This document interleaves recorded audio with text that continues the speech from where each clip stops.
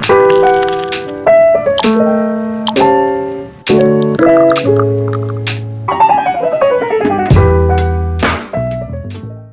everyone. Thanks for listening to Wake Up, Look Up, a podcast where we connect events happening in real time to the gospel of Jesus Christ. I'm Zach Wyrock.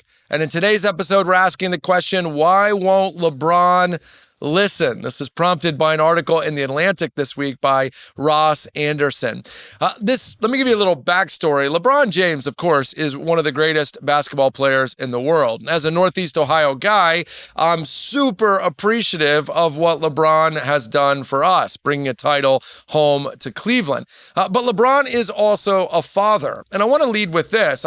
From a distance, I've appreciated that LeBron seems to be a very involved and intentional father. And I think that is awesome. I love great dads. But LeBron's sons also play basketball, not a surprise, including Bronny James, his oldest son, who just finished his freshman year of college at USC and then was drafted into professional basketball. Now, there's a catch to this. He was drafted primarily not because of his play. In fact, he wasn't even a starter on his college team. He was drafted because of who his dad is. In fact, LeBron went even so far as to say he would play for whatever team drafted Bronny. So, of course, the Los Angeles Lakers, the team that had LeBron and wanted to keep him, also drafted Bronny James and put him on the roster, presumably to keep LeBron happy. And while it probably has done that, it hasn't been great for Bronny. That's because he just doesn't seem to be good enough. Now, he's a rookie.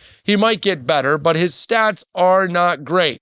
And the world can be a brutal place for professional athletes. So when the Lakers are in various other cities, fans are often cheering, or you might say jeering Bronny, asking the Lakers coach to put him in. Now, this has prompted some sports media personalities like Stephen A. Smith on ESPN to kind of blast everybody, LeBron, the Lakers, Bronny, about how stupid this kind of circus sideshow is, putting Bronny James in a position he's really not deserving of, and then bringing all this scrutiny. Well, LeBron is a protective father, so there was an incident recently where he confronted Stephen A. Smith at a courtside seat at a Lakers game, basically telling him in an aggressive way to stop talking about his son, sending a message to Stephen A. Smith and to all other sports personalities. And the article by Ross Anderson was really making the point that LeBron seems to be the only one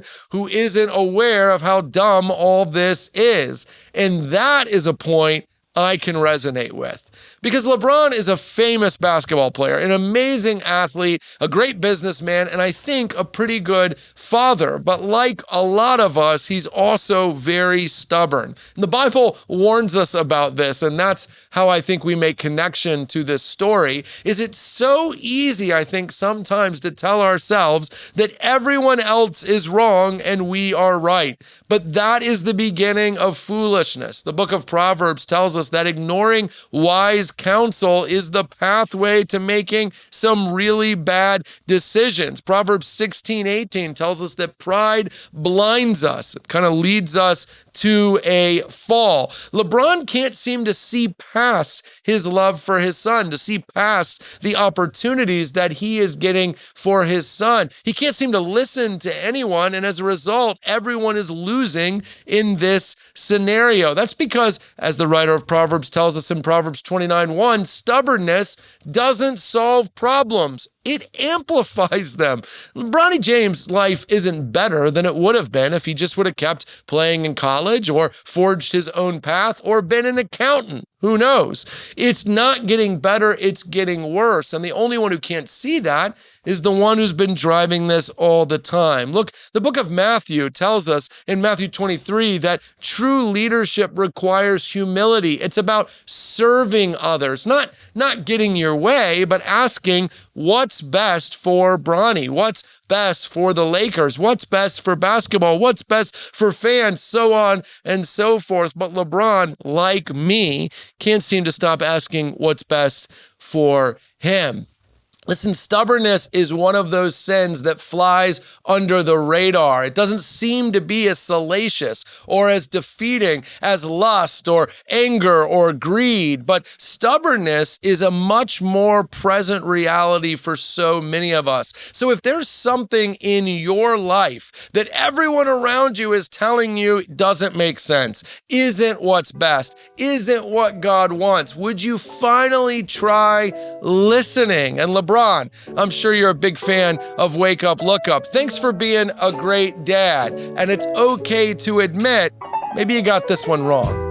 Hey, thanks so much for watching this episode of Wake Up, Look Up. While you're here, take a minute to like and subscribe. Really helps us get the word out. Don't hesitate to leave a review wherever you might find this podcast on an audio level and help spread the word. And hey, while you're here, check out all the other content we have at Christ Community Chapel on YouTube. Some of those videos are popping up on the screen now. Click on one.